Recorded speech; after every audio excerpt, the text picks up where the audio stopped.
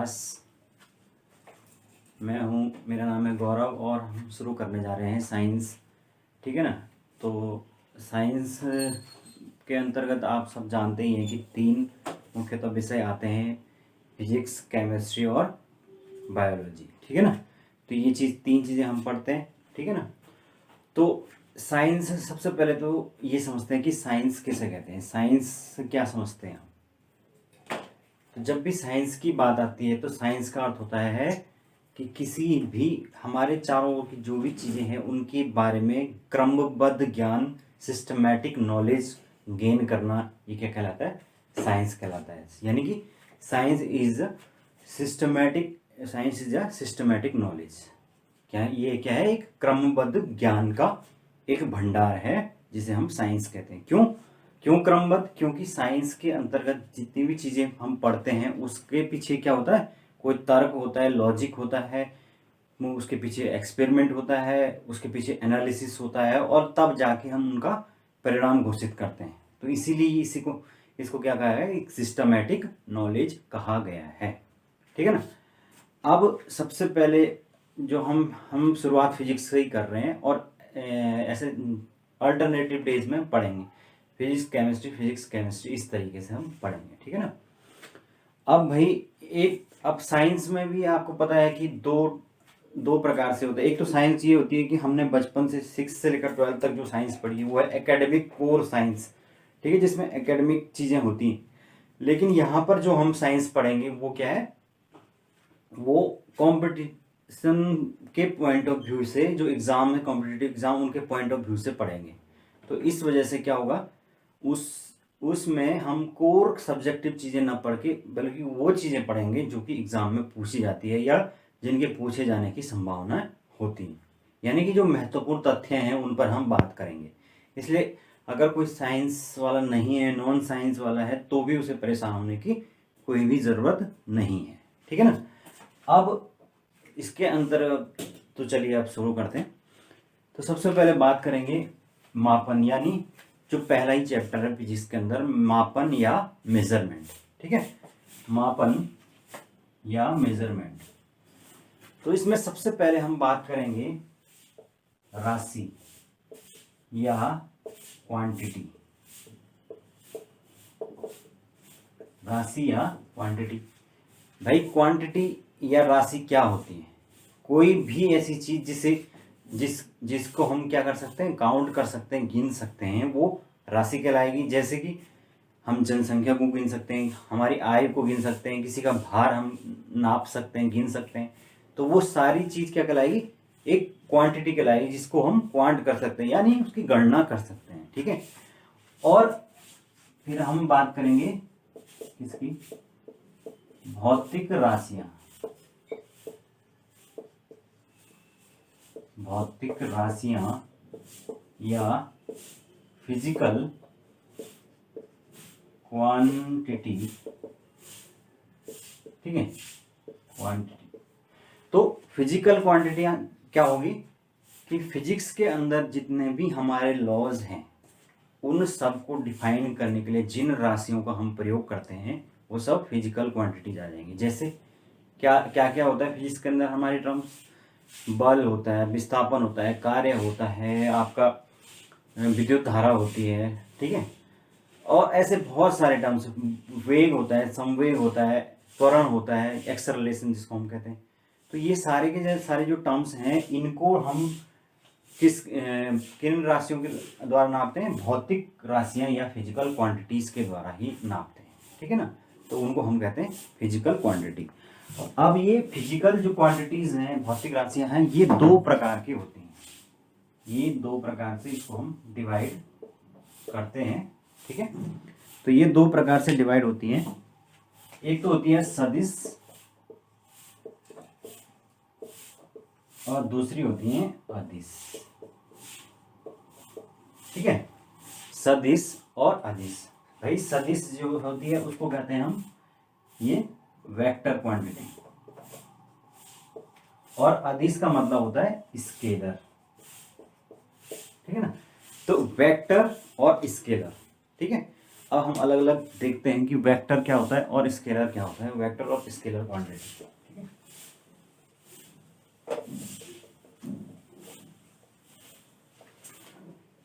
भाई सबसे पहले बात कर लेते हैं कि अदिश राशि। ठीक है, अदिश या स्केलर। तो अदिश राशि क्या होगी, अदिश नाम से ही पता चल रहा है, अदिश यानी कि जिसकी कोई भी क्या नहीं है, दिशा नहीं है, ऐसी क्वांटिटी जिसको मापने के लिए हमें दिशा का की जरूरत नहीं है, दिशा की आवश्यकता नहीं है, वो क्या कहलाएगी, अदिश राशि या स्केलर क्वांटिटीज कहलाएंगी। ठीक है, तो इसमें दिशा की आवश्यकता नहीं होती है, दिशा की आवश्यकता नहीं होती है।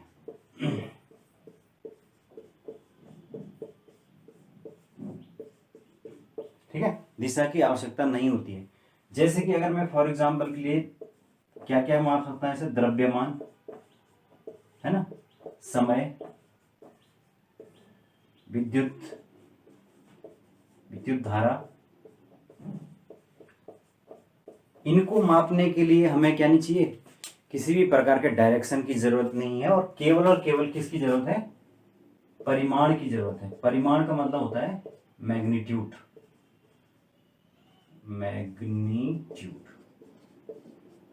इसका मतलब क्या होता है कि जैसे अगर मैं कहूं कि 10 किलो आलू, तो यहां पर क्या है 10 यानी ये 10 kg है, वो क्या है, एक परिमाण है, एक मैग्नीट्यूड है, लेकिन इसके लिए हमें किसी भी प्रकार की कोई डायरेक्शन की जरूरत नहीं है ना, हमें ये नहीं बताना पड़ेगा कि किस दिशा में हम मापें, है ना।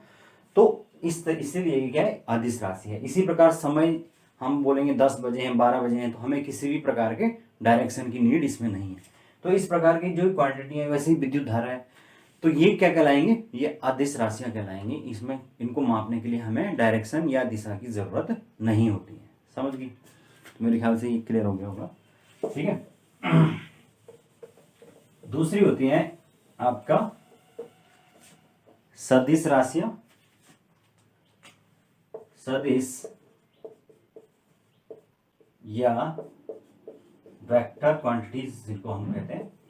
तो वेक्टर क्वांटिटीज वो होंगी जिसमें क्या होगा, परिमाण या मैग्नीट्यूड के साथ साथ दिशा या डायरेक्शन की जरूरत भी पड़ती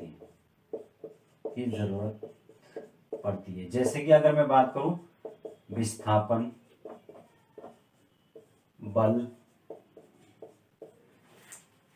भाई विस्थापन यानी कि आपका डिस्प्लेसमेंट, तो वो डिस्प्लेसमेंट कब होगा, किस दिशा में होगा, उसके लिए हमें क्या चाहिए, बल तो चाहिए, उसके लिए हमें उसकी डायरेक्शन भी चाहिए। जैसे बल है, बल किस दिशा की तरफ लगाया जाएगा, ये भी हमें नीड होती है। ठीक है ना। ऐसे ही इसमें अगर एक और चीज बोलूं मैं, तो है त्वरण जिसको कहते हैं एक्सेलरेशन, एक्सेलरेट किस तरफ हो रही है कोई भी चीज, उसके लिए हमें उसकी डायरेक्शन भी चाहिए। तो ये इसीलिए क्या कहलाती है, सदिश राशि या वेक्टर क्वांटिटीज कहलाती है। ठीक है ना। तो इस प्रकार से जो भौतिक राशियां हैं वो दो प्रकार से डिवाइड होती हैं, अदिश राशि और सदिश राशि, स्केलर क्वांटिटी और वेक्टर क्वांटिटी।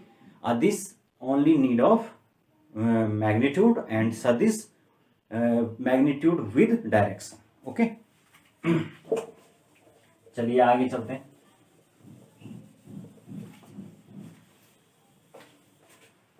अब आगे हम बात करते हैं मापन की, जो हमारा चैप्टर ही है मापन।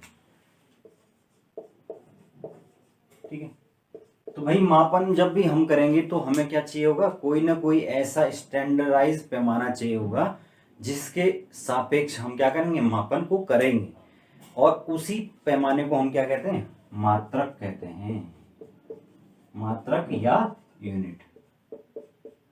ठीक है, यूनिट क्या होती है, किसी भी चीज की जो यूनिट होती है वो क्या होती है, उस चीज का ही एक क्या होता है, हम स्टैंडर्ड या एक मानक भाग ले लेते हैं और उसको आगे सभी समय के लिए हम क्या मान लेते हैं, स्टैंडर्ड मान लेते हैं। जैसे कि 1 किलो है तो उसमें कितना क्वांटिटी आएगा वो हमने एक बार क्या हुआ फिक्स करके रख दिया है उसको, और आगे के सभी जितने भी मतलब पूरी दुनिया के अंदर अगर हम मापेंगे तो वो 1 किलो यहाँ भी उतना ही आएगा, ऑस्ट्रेलिया में भी उतना आएगा, सातों महाद्वीपों के अंदर एक समान क्वांटिटी उसकी आएगी। क्यों?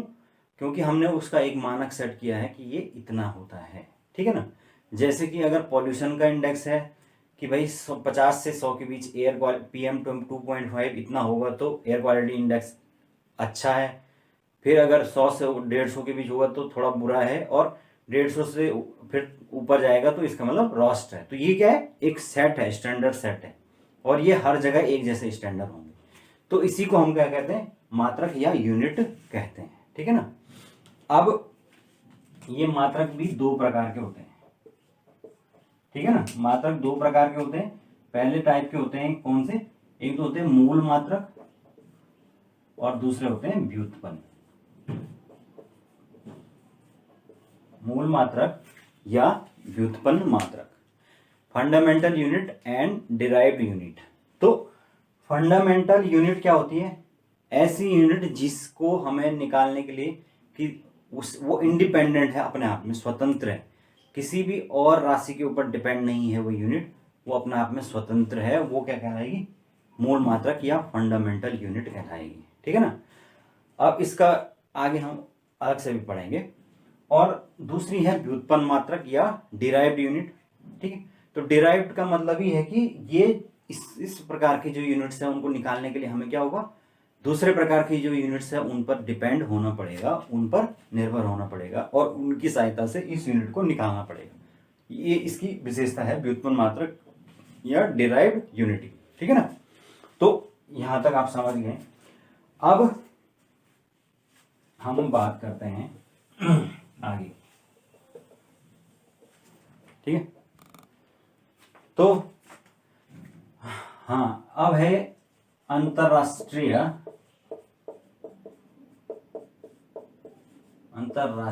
मानक पद्धति या SI। भाई अंतरराष्ट्रीय मानक, अंतरराष्ट्रीय स्तर पर जो है वो एक सम्मेलन हुआ 1960s में, और उस सम्मेलन में पूरी दुनिया के जो प्रतिनिधि थे उन्होंने प्रतिभाग किया, और उन्होंने मिलकर डिसाइड किया कि हम क्या करेंगे, मात्रकों का एक इंटरनेशनल स्टैंडर्ड बनाएंगे, और उसी स्टैंडर्ड के अकॉर्डिंग पूरी दुनिया में क्या होगा, मात्रकों को रखा जाएगा, ठीक है। और उसी को कहते हैं सिस्टम इंटरनेशनल या अंतरराष्ट्रीय मानक पद्धति, ठीक है ना, जिसको हम कहते हैं SI यूनिट, ठीक है ना। तो SI यूनिट जो है वो पूरी दुनिया के लिए एक क्या है, स्टैंडर्ड है, और वो इसके अंतर्गत जो यूनिट मान ली गई हैं वो पूरी दुनिया के अंदर एज इट इज एक्सेप्ट की गई हैं, ठीक है ना। तो इसमें जो मानी गई है वो है 7 मूल मात्रक, 7 बेसिक यूनिट, 7 मूल मात्रक या 7 फंडामेंटल यूनिट, और 2 सप्लीमेंट्री, ठीक है ना, 2 सप्लीमेंट्री यूनिट। 7 तो इसमें फंडामेंटल यूनिट्स हैं और 2 क्या है, सप्लीमेंट्री यूनिट्स हैं। तो इस तरीके की ये यूनिट मानी गई हैं किसमें, SI स्टैंडर्ड में। तो अब देखते हैं कि ये 7 मूल मात्रक कौन कौन से हैं, और इसी से रिलेटेड कई बार क्वेश्चन पूछा जाता है, ठीक है ना। तो आइए देखते हैं 7 मूल मात्रक, ठीक है। अब सबसे पहले इसी के बारे में बात करेंगे, 7 मूल मात्रक। इससे कोई क्वेश्चन बनते हैं, इसको ध्यान से देखना। 7 मूल मात्रक में अगर सबसे पहले बात करें तो होगा पहला लंबाई यानी कि लेंथ, ठीक है। तो जो लेंथ है आप सब जानते हैं, लंबाई का जो मात्रक है वो क्या होता है, मीटर होता है, ठीक है, और डिनोटेड बाय स्मॉल m, ठीक है। तो लंबाई का जो मात्रक है वो मीटर और डिनोटेड बाय स्मॉल m। इसी प्रकार अगर मैं बोलूं दूसरा तो क्या होता है, समय। समय का मात्रक क्या होता है, किसमें मापते हैं, सेकंड में, इंटरनेशनल उसमें स्टैंडर्ड के हिसाब से सेकंड में, और डिनोटेड बाय स्मॉल s, ठीक है। इसी प्रकार से हम तीसरा मैं बात करूं तो क्या होता है, तापमान या टेम्परेचर। जो टेम्परेचर है वैसे तो सामान्यतः आप जानते हैं कि किस में मापते हैं, डिग्री सेल्सियस में मापते हैं, लेकिन एसआई जो यूनिट्स है या एसआई स्टैंडर्ड्स है उसके हिसाब से हम क्या मानते हैं, केल्विन। एसआई स्टैंडर्ड में जो टेम्परेचर है उसका यूनिट है वो है केल्विन, डिनोटेड बाय के। ओके, इसी प्रकार अगर मैं बात करूं द्रव्यमान, या आप जिसको कहते हैं मास, तो द्रव्यमान जो है या मास है उसका जो मात्रक है वो होगा किलोग्राम और डिनोटेड बाय केजी। ठीक है, किलोग्राम या केजी। ठीक है, और आगे है, आगे क्या बचा, हाँ इसमें बचा है अब पदार्थ की मात्रा। पदार्थ की मात्रा या क्वांटिटी ऑफ मैटर। पदार्थ की जो मात्रा है वो हमेशा किस में मापी जाती है, मोल में मापी जाती है। आप देखोगे कभी भी केमिस्ट्री लैब में जो भी चीज एक्सपेरिमेंटली की जाती है या कोई क्वांटिटी किसी एक्सपेरिमेंट के लिए ली जाती है, तो वो ऐसा नहीं कि ग्राम में या पता नहीं कितना किलोग्राम इस तरीके से ली जाएगी, बल्कि उसको किस में लिया जाता है, मोल में लिया जाता है। इतने मोल का सॉल्यूशन या 1 मोल सॉल्यूशन, 2 मोल सॉल्यूशन, इस तरीके से बात की जाती है। ठीक है, तो पदार्थ की जो मात्रा है, क्वांटिटी है, उसको लेने की जो मात्रा है वो मोल है। इसी प्रकार इसमें एक और चीज रह गई, वो है ज्योति तीव्रता। ज्योति तीव्रता या जिसको हम कहते हैं लाइट इंटेंसिटी। लाइट इंटेंसिटी, ज्योति तीव्रता या लाइट इंटेंसिटी, और इसका जो मात्रक है वो है क्या, कैंडेला। कैंडेला। ठीक है, तो इसका मात्रक है ज्योति तीव्रता का कैंडेला। ठीक है, तो इस तरीके से ये सात मूल मात्रक हो गए, 1 2 3 4 5 6। ठीक है, 6 ही हुए ना ये भी। लंबाई, समय, तापमान, द्रव्यमान, 1 2 3 4 5 6। एक कौन छोटा, एक और छूट गया कोई, हाँ एक जो मैं भूल रहा था वो है पदार्थ की मात्रा। पदार्थ की मात्रा कह रहा हूं मैं वो है विद्युत धारा। विद्युत धारा या जिसको आप कहते हैं इलेक्ट्रिक करंट। तो इलेक्ट्रिक जो करंट होता है उसको किस में मापते हैं हम, एम्पियर। एम्पियर डिनोटेड बाय ए। ठीक है, तो इस तरीके से विद्युत धारा को एम्पियर में मापते हैं, डिनोटेड बाय ए। द्रव्यमान को केजी में मापते हैं, किलोग्राम में। पदार्थ की मात्रा मोल, मोल को स्मॉल एम से डिनोट करेंगे। इसी प्रकार कैंडेला को CD से डिनोट करेंगे। ठीक है ना, तो इस तरीके से ये 7 मूल मात्रक होते हैं। ठीक है, अब आगे चलते हैं।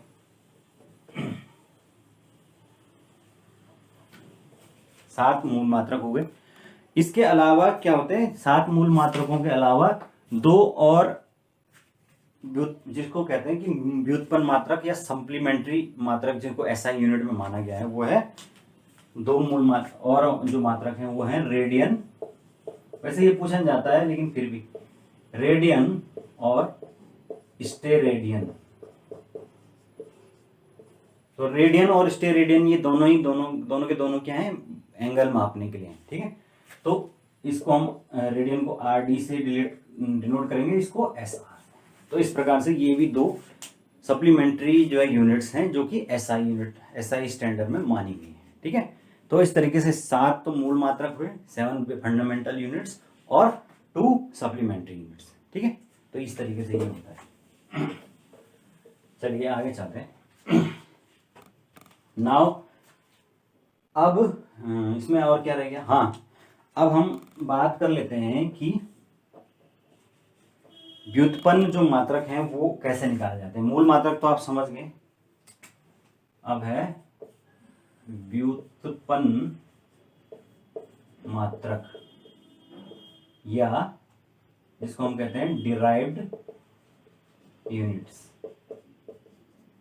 तो डिराइव्ड यूनिट्स कैसे निकालते हैं व्युत्पन्न मात्रक, जैसे कि अगर मैं बोलूं इसमें कि क्षेत्रफल जिसको हम कहते हैं एरिया, तो एरिया ऑफ स्क्वायर क्या होता है, लंबाई गुणा चौड़ाई, यही होता है। यानी कि लंबाई गुणा चौड़ाई, लेंथ इंटू ब्रेथ, तो दोनों ही हम इसको क्या लिख सकते हैं, ये एक तरह से दूरी तो है दोनों, तो दोनों किस में मापे जाएंगे, मीटर में, तो मीटर इंटू मीटर, ये बराबर हो गया मीटर स्क्वायर, हो गया। इसी प्रकार अगर मैं बोलूं आयतन या वॉल्यूम, तो वॉल्यूम जो है वो क्या होता है, लंबाई इंटू चौड़ाई इंटू ऊंचाई, है ना, तीनों होते हैं उसमें, तीनों क्या है, डिस्टेंस है, तो तीनों मीटर में होंगी, तो metre into metre into metre, यानी कि हो गया मीटर क्यूब, हो गया, हो गया कि नहीं हो गया। इसी प्रकार आगे और क्या क्या हो सकता है, जैसे चाल, चाल जिसको हम क्या कहते हैं, स्पीड, तो चाल बराबर क्या होता है, दूरी अपॉन टाइम, समय, डिस्टेंस अपॉन टाइम, और दूरी का अगेन क्या होता है, मीटर, और टाइम को क्या किस में नापेंगे, सेकंड में, तो इसका क्या हो गया, मीटर प्रति सेकंड, है ना। तो इसकी जो यूनिट है चाल स्पीड की, वो क्या है, मीटर प्रति सेकंड, हुई कि नहीं हुई। तो इस तरीके से ये चाल है, ठीक है ना।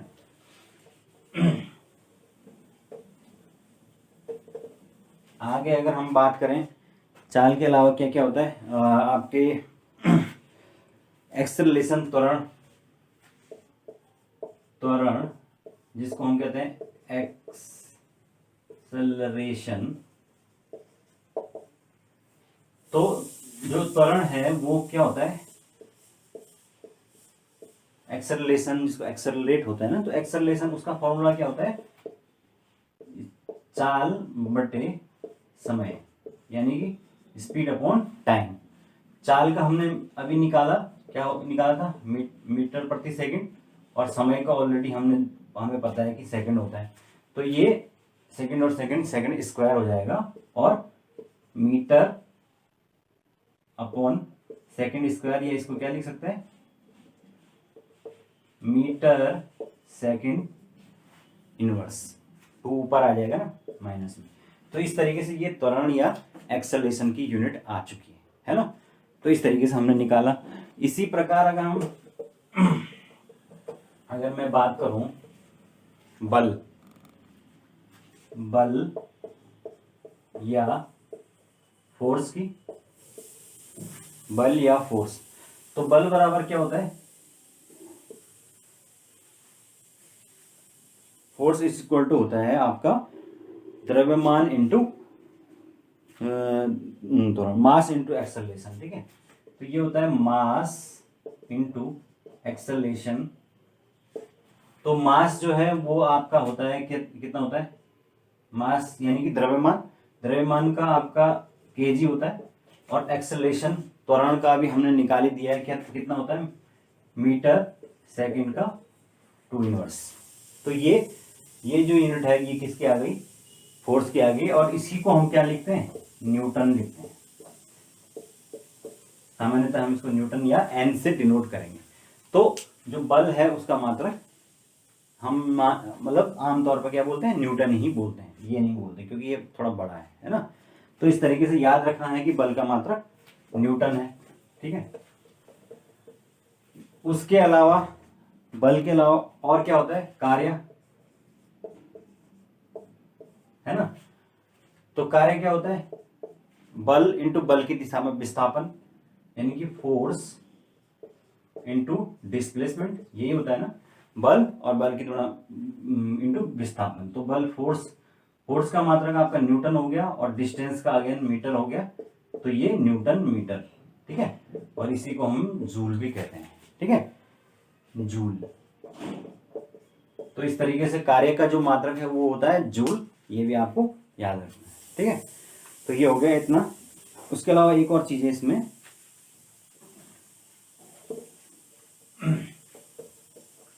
शक्ति, पावर, शक्ति या पावर, ठीक है। तो जो शक्ति या पावर है, पावर को P से डिनोट करते हैं, और जो पावर है वो बराबर होता है वर्क अपॉन टाइम। तो कार्य जो है बटे समय, कार्य का मात्रक या वर्क का मात्रक होता है जूल, और टाइम का सेकंड, तो ये हो गया जूल सेकंड, जूल प्रति सेकंड, ठीक है ना। इसी को हम क्या कहते हैं, वाट कहते हैं, या W से आप डिनोट करते हैं। आप देखते हैं घरों में क्या बात होती है कि हमारे इतने वाट का बल्ब है, इतने वाट का ये, इतने वाट की ये रॉड है, तो वो क्या है, पावर का प्रतीक है। शक्ति को हम किस में मापते हैं, हमेशा वॉट में मापते हैं, या पावर को हम वॉट में मापते हैं, ठीक है ना। तो इस तरीके से ये आपका शक्ति हो गया। तो आपने देख लिया कि किस तरीके से हम क्या कर रहे हैं, जो हमारे मूल मात्रक हैं, फंडामेंटल यूनिट्स हैं, उन्हीं की सहायता से क्या कर रहे हैं, धीरे धीरे करके आगे की जो और मात्रा और जो आपकी फिजिकल क्वांटिटीज हैं उनकी यूनिट्स को हम निकाल रहे हैं। तो इसीलिए इनको क्या कहेंगे, डिराइव्ड यूनिट्स कहते हैं। और जो 7 है हमारी, वो फंडामेंटल यूनिट्स होती हैं। ओके, तो इतना आप समझ चुके हैं अच्छे से। चलिए, तो अब आगे बात करते हैं। आगे इसमें क्या है कि आगे इसमें अब एक और चीज़ है कि कुछ ऐसी यूनिट्स जिससे हम क्या करते हैं, कुछ बड़ी लंबी दूरियों को तय करते हैं, ठीक है ना। तो उसमें सबसे पहले है खगोलीय मात्रक।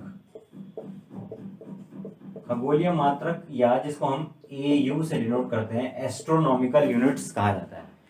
तो एस्ट्रोनॉमिकल यूनिट क्या होती है कि जो अंतरिक्ष है या स्पेस है, उसमें ये इस प्रकार की डिस्टेंस को मापने के लिए ये यूज होती है। और ये क्या होती है, सूर्य और पृथ्वी इनके बीच की जो डिस्टेंस है उसका जो माध्य या मीन होता है, उसको हम क्या कहते हैं, एस्ट्रोनॉमिकल यूनिट कहते हैं। यानी क्या है, सूर्य तथा पृथ्वी के बीच की दूरी का माध्य, तो इसको हम कहते हैं एस्ट्रोनॉमिकल यूनिट, ठीक है ना। AU, खगोलीय पिंडों के बीच की दूरी को ज्ञात करने के लिए इस प्रकार की चीजें यूज की जाती हैं, ठीक है ना।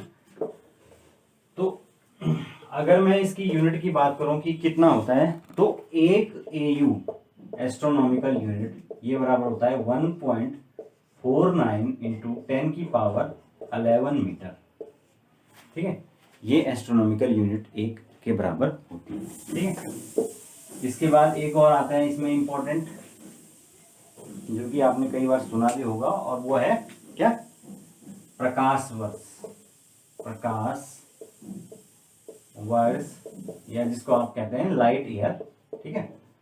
तो लाइट ईयर क्या होती है, सामान्यतः जब ये एग्जाम में आता है तो हम सोचते हैं कि लाइट ईयर यानी कि ये लाइट से रिलेटेड होगा, और ऑप्शन में वो चीजें भी होती हैं, लेकिन ज्यादातर बच्चे इसको गलत करते हैं। लाइट ईयर एक्चुअली में ये क्या है, डिस्टेंस मापने की इकाई है। और ये क्या होती है, वैक्यूम या निर्वात, सॉरी, जो निर्वात है, वैक्यूम है, उसमें प्रकाश के द्वारा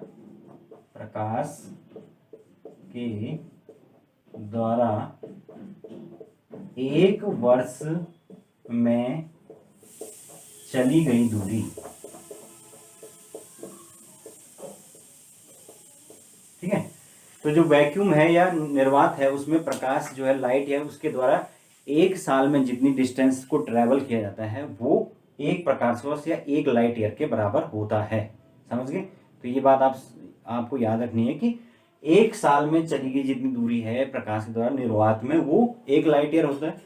और उसी को हम क्या करते हैं, जो आकाशीय पिंड है उनके बीच की दूरी को ज्ञात करने के लिए यूज करते हैं। इसकी जो वैल्यू होती है वो होती है 9.46 into 10 to the power 15 metre. तो इतनी एक लाइट ईयर की वैल्यू होती है 9.46 into 10 to the power 15 metre, ठीक है ना।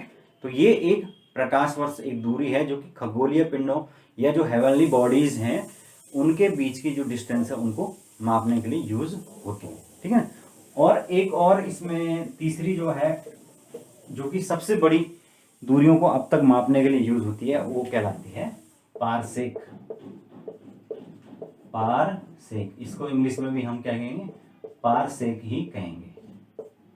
तो ये पारसेक जो है, ये सबसे लंबी जो दूरियां हैं उनको तय करने के लिए यूज होती हैं। और इसकी जो वैल्यू है वो है लगभग कितने, 3.08 इंटू 10⁻16 मीटर के बराबर। तो ये अंतरिक्ष में सबसे लंबी दूरियों को तय करने के लिए यूज होती है पारसेक। ठीक है, तो इस तरीके से ये है। तो आप समझ गए हैं कि 3 प्रकार से मुख्यतः यूज होते हैं। एक तो होती है आपकी एस्ट्रोनॉमिकल यूनिट्स, दूसरी होती है आपका प्रकाश वर्ष या लाइट ईयर, और तीसरी पारसेक। ये हेवनली बॉडीज के बीच की डिस्टेंस को ट्रेवल करने के लिए यूज होती है। ठीक है, तो यहां तक आप समझ गए। नाउ अब हम आगे बात करेंगे। अब क्या रह गया इसमें? अब इसमें एक और चीज रह गई, वो है विमाएं। विमाएं, विमाएं या डायमेंशंस। विमाएं या डायमेंशंस। ठीक है, तो डायमेंशन या विमाएं क्या होती हैं? विमाएं का मतलब होता है कि जो लेंथ है उसको हम सामान्यतः तो किससे, एल से डिनोट करते हैं। ठीक है, जो टाइम है उसको, जो मास है उसको एम से डिनोट करते हैं, और जो टाइम है उसको टी से डिनोट करते हैं। ठीक है, तो ऐसे में अगर हमें निकालना है, जैसे सपोज अगर मुझे निकालना है कि एरिया, तो एरिया आपको पता है कि क्या होता है, लेंथ टू ब्रेथ यानी लंबाई गुणा चौड़ाई। तो दोनों ही क्या है, वो एक तरह से डिस्टेंस है। तो क्या होगा, एल इंटू एल होगा, और जो उसकी बीमा हो जाएगी वो हो जाएगी एल स्क्वायर। इसी प्रकार अगर मैं वॉल्यूम निकालूं, आयतन निकालूं, तो वो क्या होगा, एल क्यूब हो जाएगा, है ना। अगर मैं अगेन स्पीड निकालूं, चाल निकालूं, तो वो क्या होगा, time upon distance upon time. तो डिस्टेंस का क्या होगा, डिस्टेंस को हम फिर अगेन एल ही लिखेंगे क्योंकि लेंथ है वो एक तरह से, और टाइम को नीचे टी लिखेंगे। तो ये क्या होगा, एल टी इनवर्स, सॉरी, यानी कि जो टी है वो ऊपर चला जाएगा, एल टी इनवर्स। तो ये क्या है, ये इस तरीके से बीमा है। ये हालांकि पूछ नहीं जाती है क्योंकि ये सब्जेक्टिव है, लेकिन मैंने बता दिया है कि आप लोगों के कभी किसी ने पूछ लिया तो आप बता सकते हैं कि डायमेंशंस या बीमा किस तरीके से होती है। यानी कि आप इसमें क्या करते हैं, जितने भी आपके जो यूनिट्स हैं उनकी वैल्यू एम एल टी में रखते हैं। यानी टाइम को आप टी लिख देंगे, अगर कहीं पे मास है तो उसको एम लिख देंगे, और लेंथ को कहीं पे भी डिस्टेंस होगी तो उसको एल ही लिखेंगे। ठीक है ना, तो ये आपकी बीमा या डायमेंशन होगी। ठीक है, तो इस तरीके से आपका ये मापन या मेजरमेंट जो चैप्टर है वो समाप्त होता है। इसके अंतर्गत हमने क्या क्या पढ़ लिया, हमने क्वांटिटीज पढ़ी, उसका हमने फिजिकल क्वांटिटीज पढ़ी जिसके हमने 2 पार्ट पढ़े, आपके वेक्टर और स्केलर क्वांटिटीज पढ़ी। उसके बाद हमने मेजरमेंट यानी मापन पे आए। मापन में मैंने आपको बताया कि क्या होते हैं, फंडामेंटल यूनिट्स होती हैं, डिराइव्ड यूनिट्स होती हैं, 7 फंडामेंटल यूनिट्स होते हैं। फिर उससे जो बाकी यूनिट्स निकाली जाती हैं वो क्या होती हैं, डिराइव्ड यूनिट्स होती हैं। ठीक है, उसके बाद हमने क्या पढ़ा, इंटरनेशनल सिस्टम जो पढ़ा हमने, एसआई यूनिट्स के वो पढ़े। ठीक है, उसके बाद हमने व्युत्पन्न मात्रक या डिराइव्ड यूनिट्स पढ़ी, और उसके बाद हमने जो एक खगोलीय दूरियों को निकालने के लिए कुछ यूनिट्स होती हैं उनको पढ़ा, और लास्ट में हमने डायमेंशंस को पढ़ा या विमाओं को पढ़ा। ठीक है, तो इस तरीके से ये आपका पहला यूनिट फिजिक्स के अंदर समाप्त होता है, और आगे के चैप्टर अब हम कल केमिस्ट्री को देखते हैं। ठीक है ना, चलिए, थैंक यू क्लास।